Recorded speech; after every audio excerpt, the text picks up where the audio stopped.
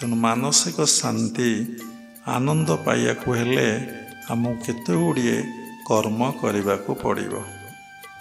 जमती स्कूल को गले आम पाठ पढ़ुचे कि कौन सी जगार कर्म कले आमको मजूरी मिलूची, से भली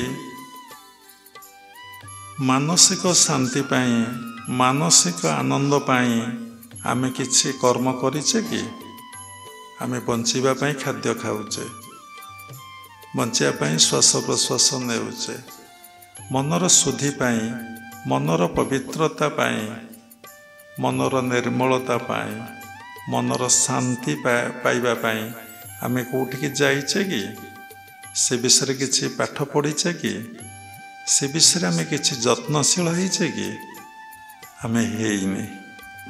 तेणु से लगी आम कौन करुचे ना मानसिक शांति पाई पारुने। तेणु लोक मंदिर जाऊँचे, साधुसंग करुचे, शास्त्र अध्ययन करुचे, कि पाठ पढ़ुचे, कि सर्विस करुचे, कि अर्थ उपार्जन करुचे, सबरी मूलरे गोटे कथा मानसिक शांति मानसिक आनंद केमती से पाइब। एथिपाई आमको से साधुसंतर सानिध्य लाभ करिया पड़िबो। तांकर पाखरे बसी आमे सत्संग शुणिमा, जो उपदेश देवे ताको जीवन में कार्यकारी कले आमे मानसिक शांति मानसिक आनंद पाई परिबा। देखंतु समस्त जीवन में किछि किछि अनुभव अच्छी। भौतिक जगत रे आपण अछंती बा गृहस्थाश्रम रे अछंती।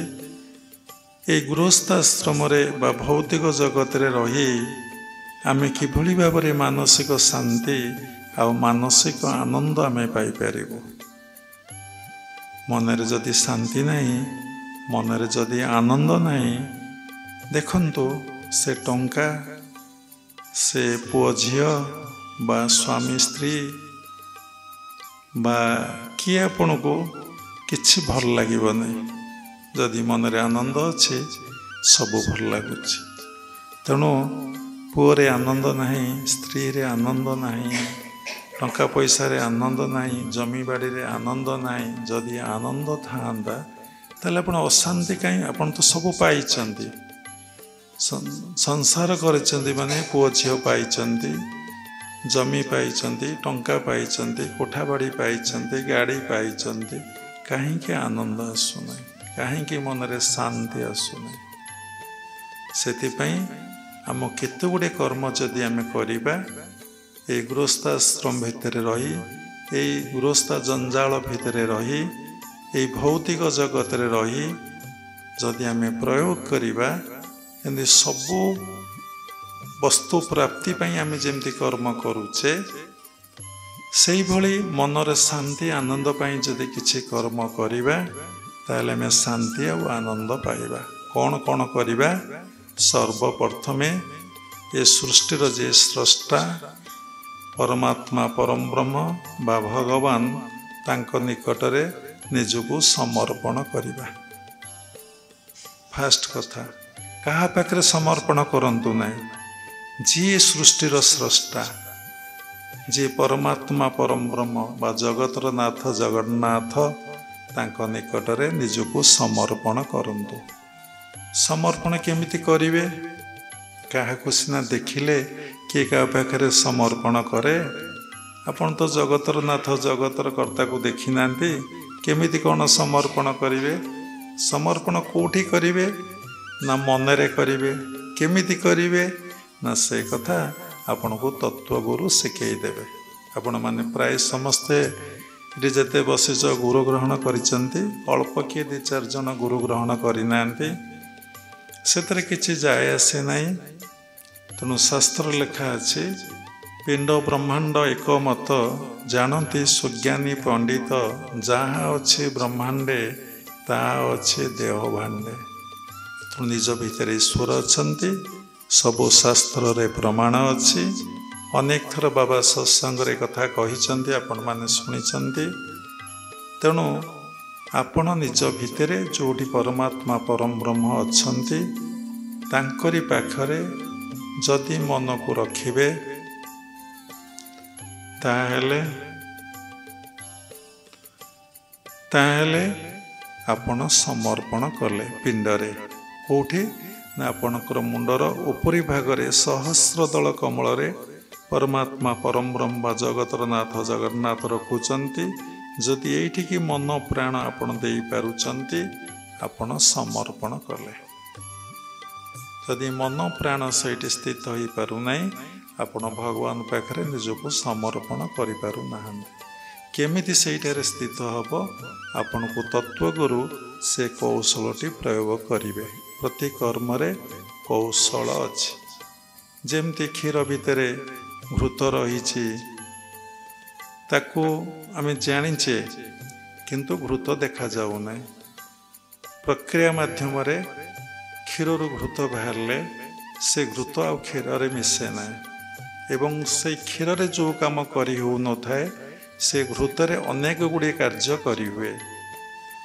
ତେଣୁ ଭଗବାନ ପାଖରେ ମନକୁ ରଖିଲେ ଆପଣ ନିଜକୁ ସମର୍ପଣ କଲେ ପିଣ୍ଡରେ।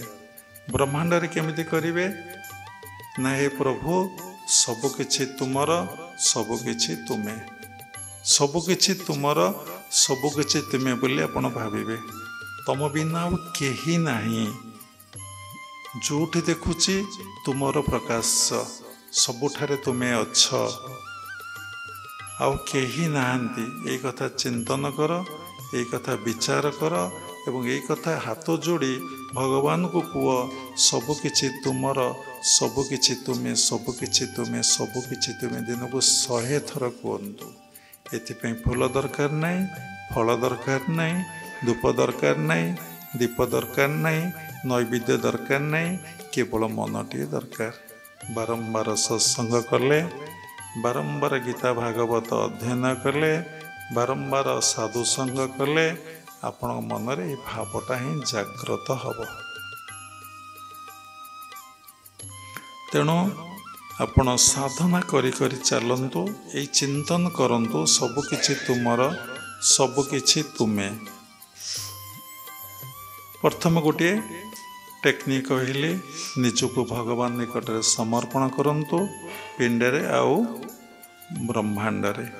ଦ୍ୱିତୀୟ ଟେକ୍ନିକ୍ ହେଉଛି କ'ଣ? ମାନସିକ ଶାନ୍ତି ଆନନ୍ଦ ପାଇବା ପାଇଁ ଦ୍ୱିତୀୟ ଟେକ୍ନିକ୍ ହେଉଛି ଯେତେ ପାରୁଛନ୍ତି ଆପଣ ଏ କର୍ମମୟ ଜୀବନ ଭିତରେ, ଏ ସାଂସାରିକ ଜୀବନ ଭିତରେ ଭଗବାନଙ୍କ ନାମକୁ ଜପ କରନ୍ତୁ ଆଉ ଭଗବାନଙ୍କୁ ଧ୍ୟାନ କରନ୍ତୁ। ଯେତେ ପାରୁଛନ୍ତି। କେମିତି କରିବେ? ବିନା ଚିନ୍ତାରେ ଆପଣ ରହିପାରିବେ ନାହିଁ। ଆପଣ ସେଇ କର୍ମମୟ ଜୀବନ ଭିତରେ ଭଗବାନଙ୍କ ନାମକୁ ଜପ କରିବେ। ଯେଉଁମାନେ ଉଚ୍ଚ କୋଟିର ସେମାନେ ଭଗବାନଙ୍କୁ ଧ୍ୟାନ କରିବେ, ଧ୍ୟାନ କରିବେ କାମ କରିବେ, ଧ୍ୟାନ କରିବେ କାମ କରିବେ। କେମିତି ହେବ ନା ସବୁ ଜିନିଷ ଅଭ୍ୟାସ ଉପରେ ନିର୍ଭର କରେ। ଗୋଟିଏ ଛୋଟିଆ ଏକ୍ଜାମ୍ପଲ୍ ଦେଉଛି। ଆପଣମାନେ ସମସ୍ତେ ଆଗେ ଦେଖିଥିବେ ଏବେ ତ ଆଉ ଢିଙ୍କିରେ ଚୁଡ଼ା କୁଟା ହେଉନାହିଁ। ଆଗେ ଢିଙ୍କିରେ ଚୁଡ଼ା କୁଟା ହେଉଥିଲା କୈବର୍ତ୍ତ ଘରେ। କୈବର୍ତ୍ତ ମା କ'ଣ କରୁଥିଲା ନା ପିଲାକୁ କ୍ଷୀର ଖୋଇ ଦେଉଥିଲା। ଆଉ କ'ଣ କରୁଥିଲା ନା ଗରାକ ସାଥିରେ କଥା ହେଉଥିଲା। ଆଉ କ'ଣ କରୁଥିଲା ନା ଚୁଡ଼ାକୁ ପାଛୁଡ଼ୁଥିଲା। ଆଉ କ'ଣ କରୁଥିଲା ନା ଢିଙ୍କିର ପ୍ରହାର ଉପରେ ସେ ଲକ୍ଷ୍ୟ ରଖିଥିଲା। ସବୁ କାମ କରୁଥିଲା, ତା ଲକ୍ଷ୍ୟ ଥିଲା ଢିଙ୍କିର ପ୍ରହାର ଉପରେ, କାଳେ ପ୍ରହାରଟା ଯେମିତି ହାତରେ ନ ପଡ଼ିବ। ତେଣୁ ଏ କଥାଟା କେମିତି ତାର ହେଇଥିଲା ନା ଏଇ କଥାଟା ତାର ଅଭ୍ୟାସରୁ ହିଁ ହେଇଥିଲା। ସବୁ କଥା ନିର୍ଭର କରେ କେଉଁଠି ନା ଅଭ୍ୟାସ ଉପରେ। ଯେମିତି ଗୋଟେ ଏକ୍ଜାମ୍ପଲ୍, ଆଉ ଗୋଟେ ଏକ୍ଜାମ୍ପଲ୍ ଦେବା। ଆପଣଙ୍କର ଦାନ୍ତ ବିନ୍ଧୁଛି, ଆପଣଙ୍କର ସବୁ କାମ ତା ଭିତରେ ଆପଣ କରୁଛନ୍ତି, ବ୍ରସ୍ କରିଛନ୍ତି, ବସିଛନ୍ତି, ଆଉ କଥା କହୁଛନ୍ତି, ଫୋନ୍ ଆସିଛି ଫୋନ୍ ବି ୟୁଜ୍ କରୁଛନ୍ତି, କିନ୍ତୁ ଆପଣଙ୍କର ମନଟା କେଉଁଠି ଅଛି ନା ଦାନ୍ତ ବିନ୍ଧା ପାଖରେ ଅଛି। ସେଇଭଳି ଆପଣ ଯଦି ଭଗବାନଙ୍କୁ ମୁଖ୍ୟ ବୋଲି ଭାବିବେ, ମୋର ବୋଲି ଭାବିବେ, ସବୁବେଳେ ତାଙ୍କରି ପାଖରେ ମନଟି ରହିଥିବ, ଆପଣ ସବୁ କାମ କ'ଣ କରୁଥିବେ ନା କରି ଚାଲିଥିବେ। ଏଥିପାଇଁ କ'ଣ ଦରକାର ନା ଅଭ୍ୟାସ ଦରକାର। ଏ ଅଭ୍ୟାସ କଲେ ଆପଣ ଯେକୌଣସି ସମୟରେ ଜପ ଆଉ ଧ୍ୟାନ କରି ଚାଲିବେ। ଯଦି ଜପ ଆଉ ଧ୍ୟାନ ସବୁ ସମୟରେ ଆପଣଙ୍କର ନିମଗ୍ନ ରହିବେ, କରି ଚାଲିବେ, ଆପଣ ମାନସିକ ଶାନ୍ତି, ମାନସିକ ଆନନ୍ଦ ଆପଣଙ୍କୁ ନିଶ୍ଚିନ୍ତ ଭାବରେ ପ୍ରାପ୍ତି ହେବ। କାହିଁକି ନା ଭଗବାନ ହେଉଛନ୍ତି ସତ୍ ଆଉ ଚିତ୍ ଆଉ ଆନନ୍ଦମୟ। ଯେମିତି ସଙ୍ଗ କରିବେ ସେମିତି ରଙ୍ଗ ଆପଣଠାରେ ବୋଳି ହେଇଯିବ। ଆପଣ ଯଦି ଗଙ୍ଗା କୂଳରେ ବସିବେ ଆପଣ ନିଶ୍ଚିନ୍ତ ଭାବରେ ଥଣ୍ଡା ଲାଗିବ। ଯଦି ଇଟାଭାଟି ପାଖରେ ବସିବେ ଆପଣ ନିଶ୍ଚିନ୍ତ ଭାବରେ ଗରମ ଲାଗିବ।